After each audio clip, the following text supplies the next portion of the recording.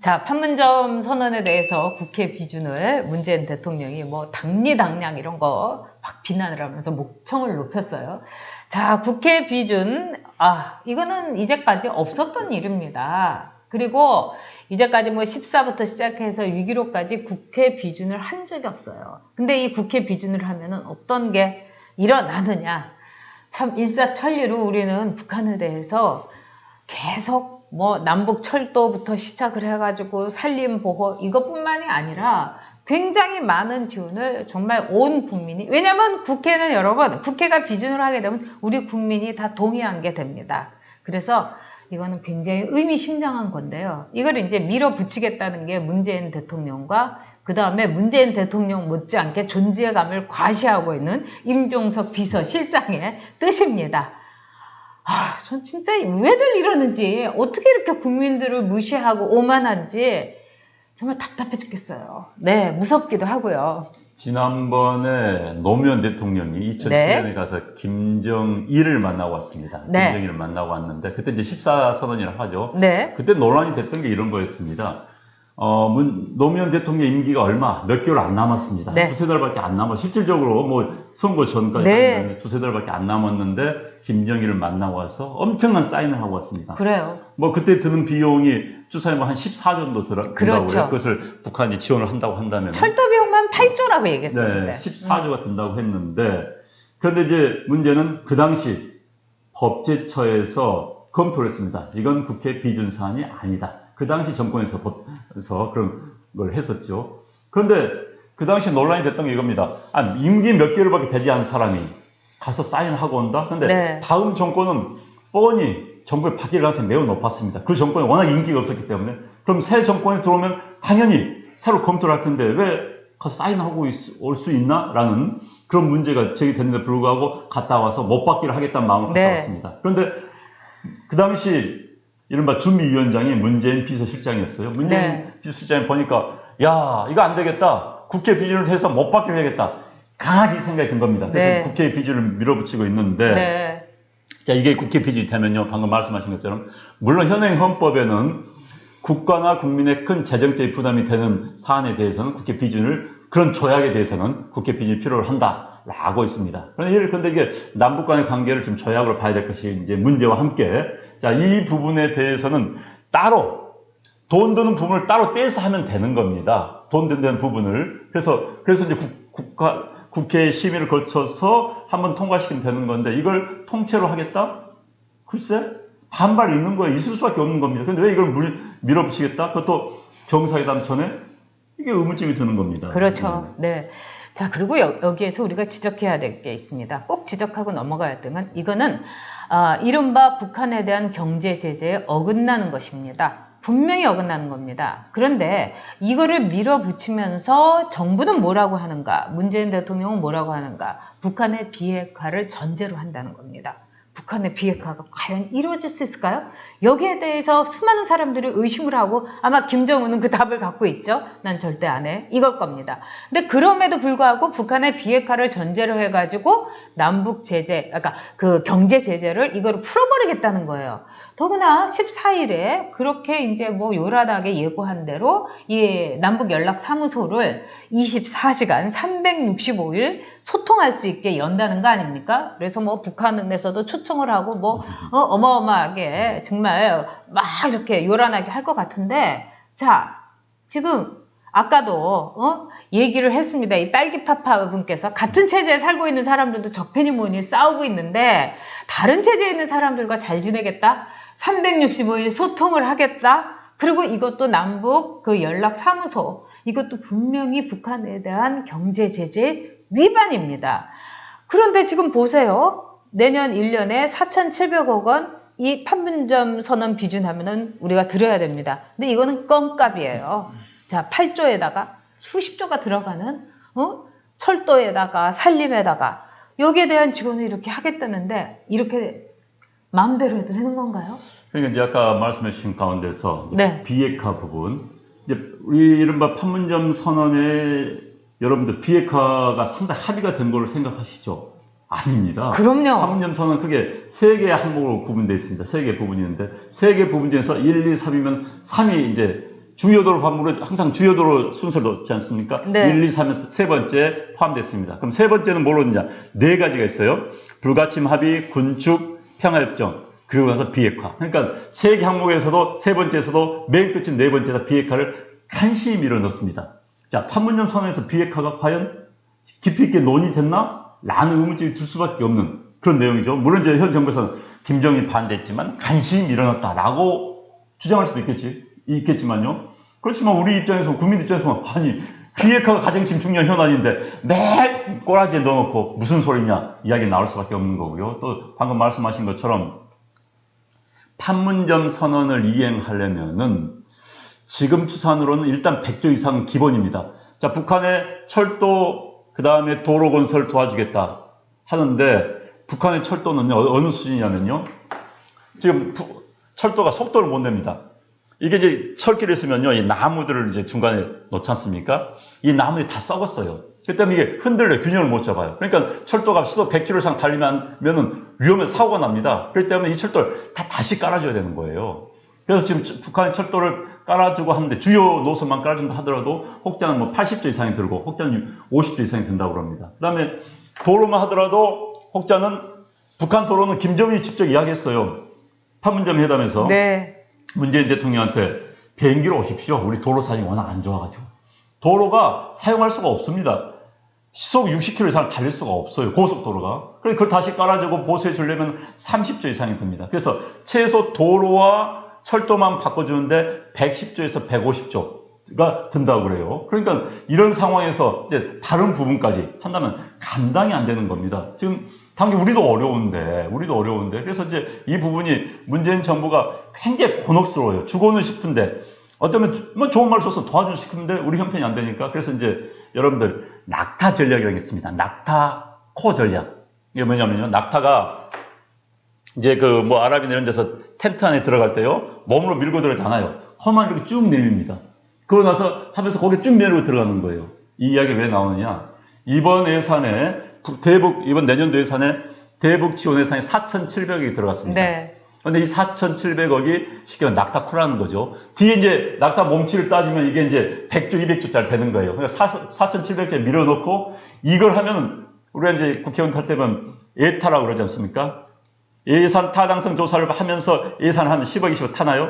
그런 다음에 그 뒤에는 이제 엄청난 금지가 그렇죠. 있는 겁니다. 네. 수백억짜리를 쓰지 않으면 예산을 쓰지 않으면 안 되는 사업들이 있는 거예요. 지금 그래서 낙타코 전략을 쓰는 게 아닌가 하는 지적이 나오고 있는 겁니다. 앞으로 참 걱정이에요. 지금 그렇지만 이제 문재인 대통령은 본인의 하는 일이 너무나 정의롭고 그 다음에 민족사적인 일이라고 얘기를 했습니다. 그렇기 때문에 뭐 북한에도 가자고 했는데 안 가는 사람들은 당민당략에 걸린 사람들이다. 이렇게 얘기하고 아마도 그러니까 작년보다 이 이른바 북한에 대한 지원 예산이 무려 3천억이 늘어서 4,700억이 됐는데 이거는 내년도 예산일 뿐입니다. 앞으로 들어갈 거를 얘기하면 낙타 정도가 아니라 제가 보기에는 물방울 또르르 흘리면서 거의 그냥 태평양 그 물을 쓸어버리는 거하고 똑같이 될 겁니다. 왜냐하면 북한에 대해서는 많은 북한 전문가들이 뭐라고 얘기하냐면 북한은 블랙홀이다 이런 얘기를 합니다.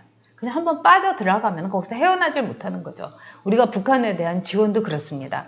그래서 우리가 갖고 있는 정말 잊지 말아야 될 건 뭐냐면 북한에 대해서 지원을 한다면 우리만 혼자 해서는 안 되는 거죠. 그래서 글로벌한 게 중요한 겁니다. EU에서도 해야 되고요. 미국에서도 해야 되고 일본도 끌어당겨야 되는 겁니다. 근데 문재인 대통령은 지금 우리 힘으로, 우리 자주 힘으로, 그리고 트럼프는 지금 장사꾼으로 막 하면서 돈 우리는 한 푼도 못 써. 그들이 그들의 동족을 위해서 돈을 쓰게 만들어야지. 이렇게 얘기를 하고 있는 겁니다.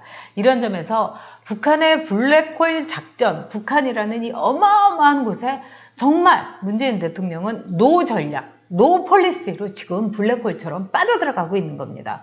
혼자 들어가면 안 되는데 혼자만 들어가도 정말 다행인데 대한민국과 대한민국 국민을 끌어들이고 있는 거죠.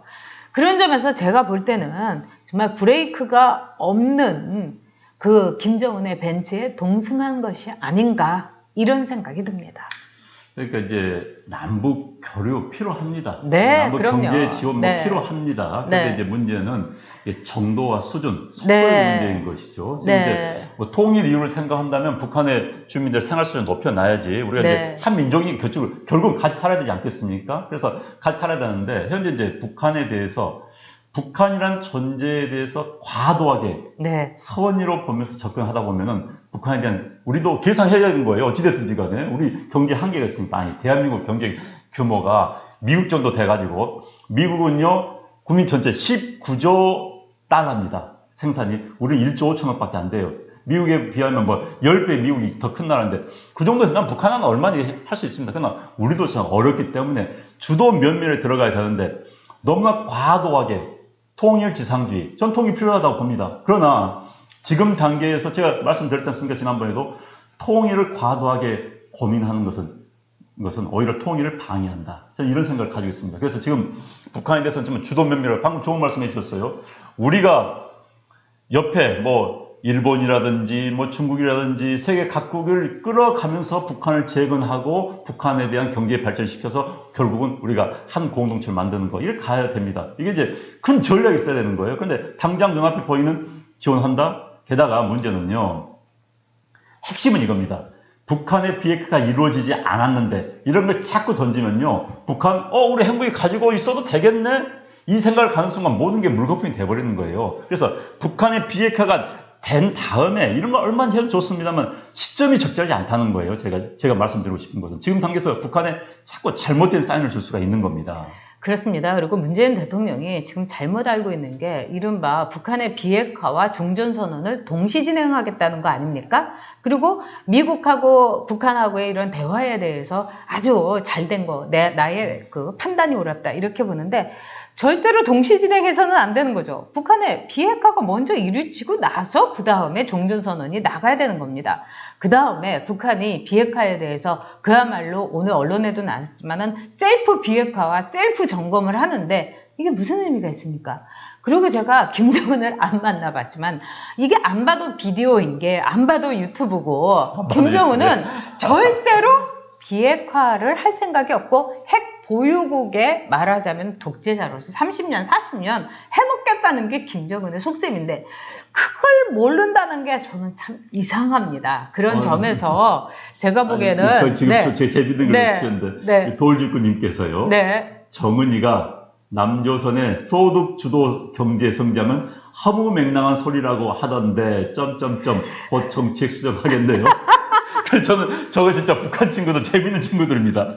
얼마나 한심했으면 그랬겠어요. 아니, 지들도 먹고 살겠는데 지들 경제를 뭐 알아요, 솔직히. 자본주의 경제를 뭐 합니까? 그런데 북한에서 훈수를 딱 뒀습니다. 뭐 아시겠지만은 남한의 소득 주도 경제 성장은 엉터리다 이렇게 했는데 우리 정부 당국자들이 참 깝깝했을 거예요. 아니 저 친구들까지 이런 이야기하면 어쩌라고? 아니 어쩌라고가 아니라 이 북한에서도 엘리트들은 이제 중국에서도 공부하고 러시아에서도 공부하니까 이 소득주도 성장이라는 게 경제학책에 안 나와요. 그렇기 때문에 교과서에 없기 때문에 그럼요. 걔네들도 그래도 교과서 수준은 되는 거예요. 그래서 아니 저 남한 애들 저건 진짜 아닌데 그리고 걱정되는 거죠. 왜? 소득주도 성장 정책을 쭉 밀고 들어가고 남한 경제를 다 말아먹으면 우리한테 떨어질 콩고물, 팥고물이 없는 거예요. 그러니까 아니 남한도 좀 잘해갖고 경제 좀 잘 돼야 될 텐데 저렇게 폭망에 가보면 안 되는 거 아닙니까? 이렇게 생각할 수 있는 기본 판단력이 있는 거예요. 북한의 계산법이 아니 저는 저희 아버지가 이렇게 평양에서 일사후퇴 때 내려오시고 이래가지고 저는 북한 사람들 심리 좀 알아요. 근데 진짜 북한 사람들이요 본래가 장사 이런 데 상업에 굉장히 능한 분들입니다. 그럼요. 개성상인. 개성상인, 우주상인 들어봤지. 우리 뭐 부산상인 들어보셨습니까? 광주상인 없었어요. 조선시대 때. 그렇기 때문에 북한이 참 잘만 키워주면 엄청나게 경제 성장할 수 있는 여지가 있습니다. 그런데 이제 우리가 북한에 김정은을 키워줄 수는 없는 거고. 그런데 이제 김정은이 북한에서 우리에게 경제 정책을 비판했다. 참 이거 어떻게 해석이 될지 아무튼 해석법이 방금 나왔습니다. 북한도 아니 좀 남한 경제가 잘 돼야지 우리도 떡고미를 먹는데 니들 그러다 이렇게 나눠 먹고 하다가 말 짜그러지면 나 건지는 게 하나도 없어. 좋은 지적이세요. 그렇죠. 함경도 또순이도 있지 않습니까? 저는 평안도이긴 하지만은요. 자 이런 점에서 우리가 최근 들어서 이제 문재인 대통령이 정말로 신념에 가득 차고 정의와 선의와 민족사회에 뭐 결단을 요구하고 이렇게 거대한 레토릭만을 얘기합니다. 근데 여러분들 잘 아시는 것처럼 이런 레토릭 있잖아요. 지도자들의 레토릭이 거대할수록, 그 다음에 추상적일수록, 지나치게 아름다울수록 이건 뭘 얘기하냐? 뭐가 안 되고 있다는 신호입니다. 그리고 북한도 그렇잖아요. 꽃동산이라든가 이게 강제 수용소로 꽃동산이라고 그럽니다. 또 일본이 위안부라는 컴포트 우먼이라는 말을 썼는데 이렇게 아름다울수록 그 속내는 추악하고 정말 끔찍한 겁니다. 그래서 지금 임종석 실장을 비롯해 가지고 문재인 대통령이 너무나도 거대한 담론을 얘기할 때 우리의 경제에 정말 실질적인 담론이 무시되고 있다는 것. 우리의 정말 지금 날아가고 있어요. 일본도 날아가고 있고 세계 경제가 정말 날아가고 있는데 우리 경제는 이렇게 뒷걸음질 치고 있다는 거. 그래서 북한이 소득주도 경제 성장을 하면 안 된다고 이렇게 걱정스럽게 얘기한 거다. 이것이 우리의 이제 결론입니다. 그러니까 이제 아니 국가 지도자가 담론을 고민하고 이야기가 좋습니다. 그런데 그 담론이 나 스스로의 이념에 함몰된 담론, 미래가 아닌 과거 지향적인 담론, 이건 아닌 겁니다. 그렇죠. 제발 뭐 청와대에서 국가의 미래를 생각하고 공동체 미래를 생각하고 미래 지향적인 큰 틀에 길을 크게 열고 고민하는 그런 담론을 했으면 좋겠습니다. 그게 아니어서 우리가 이렇게 안타까워서 우리가 이 방송에서 정말 저도 이런 거 계속 하기 싫어요. 이런 이야기 계속 해야 되는 우리도 서글픕니다. 그냥 할 수밖에 없는 현실. 이게 우리의 현재 모습이어서 참 그렇습니다. 네. 자, 세 번째 저희 판문점 비준, 이거 절대로 돼서는 안 되고요. 그 다음에 여기서 이제 결론은 그겁니다. 소득주도 성장, 북한도 걱정하고 있다입니다.